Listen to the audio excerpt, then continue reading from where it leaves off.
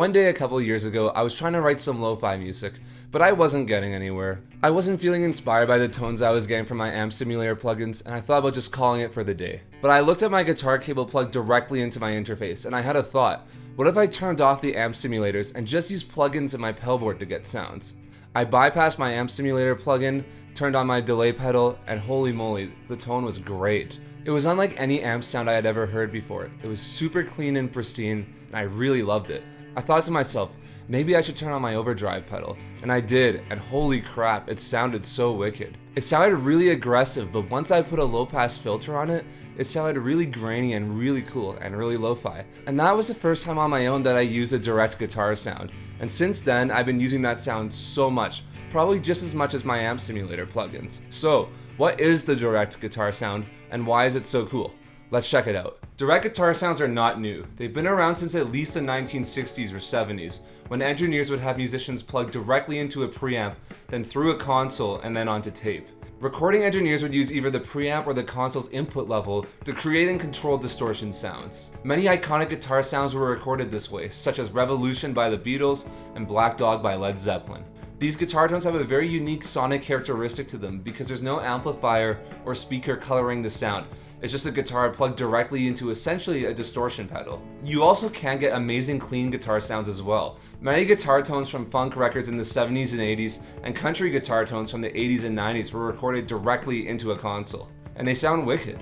When recording direct, you don't have to go for those classic sounds. You can run your pedal board through your interface with all your effects, delays, reverbs, modulation pedals, you name it, and still create really cool, unique sounds that sound good today. You're still approaching your guitar tone the same way that those guitarists did in the 70s, 80s, and 90s, but with all the cool modern technology that we have, we can create equally cool sounds that are not better than those sounds, but just different. So why try this sound? In my opinion, there's a couple of reasons in particular why the direct guitar sound is so cool, and the first is just the unique quality of the sound. It gives your guitar tone a really unique characteristic to it because there's no speaker coloring the guitar sound, so technically it's the most pure form of guitar tone, at least in my opinion, whether this is for an overdriven tone or a clean sound. A really good example of a unique direct guitar sound is My White Bicycle by Nazareth.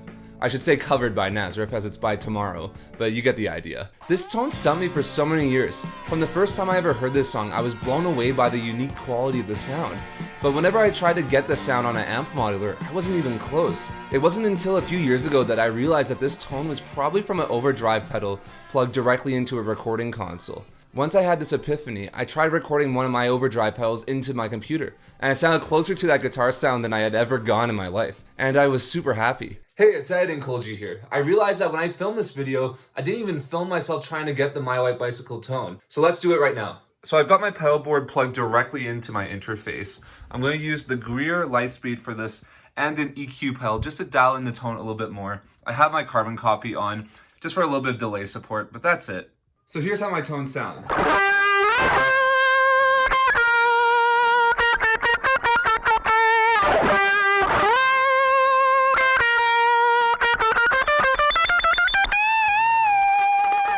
That's not exactly how you play it, and honestly, I don't know how to play it. But you can hear it's pretty close to the sound.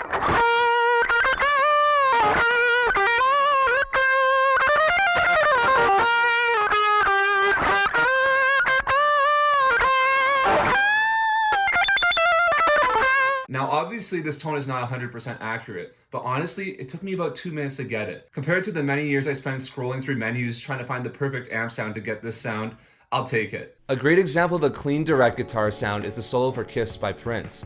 Similarly to Nazareth, the guitar tone is right in your face, but it doesn't have the overdrive to it, and it's still really unique in my opinion. You could probably find hundreds of different examples of really unique direct guitar sounds, but these are the two that come to my mind for both distortion and clean. Ed and Cole's back again because I got one more tone I wanted to talk about. My favorite modern direct guitar sound. The song is Fort Greene Park by the band Battles. It has an insanely cool direct guitar sound with an overdrive and a delay. It sounds so wicked.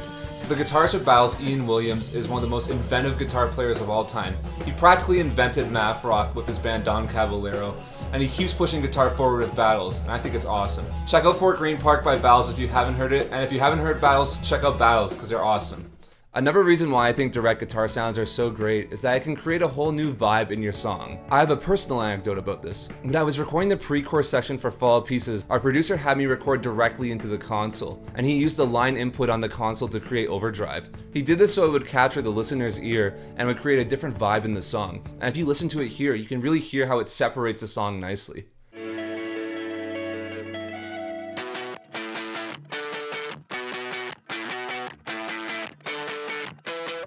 This is only one way that you can use a direct guitar sound to change the vibe of a song.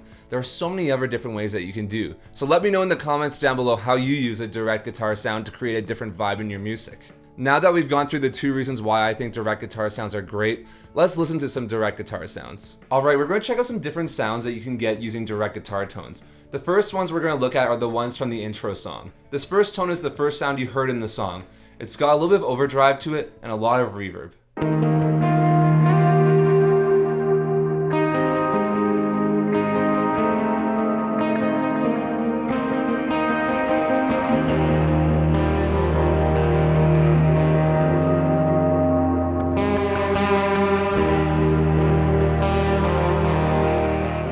The next tones we're going to check out are the rhythm guitar sounds. In the actual song, I recorded 2 different rhythm parts and I panned them hard left and hard right. I used different overdrive and fuzz sounds on each sound so they would stand out a bit. Now I'm going to play through both sounds at once and pan one hard left and hard right.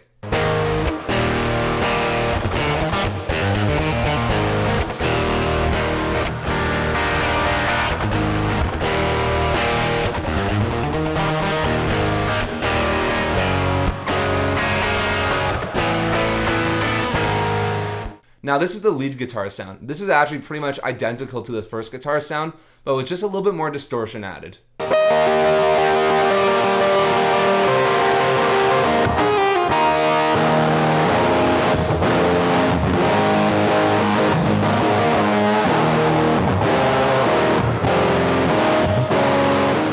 Lastly, this is the affected guitar sound at the end of the song. This sound is really weird because I low passed a ton of the high end, I put a ring modulator on it, and some kind of Mutron-esque effect. Check it out.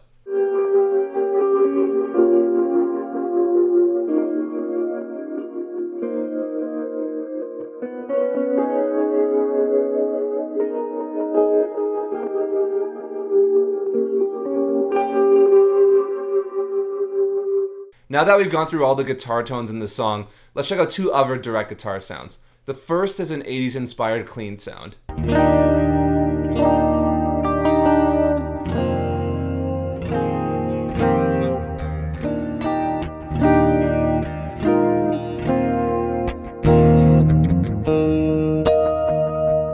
Lastly, here's a lo-fi inspired direct guitar sound.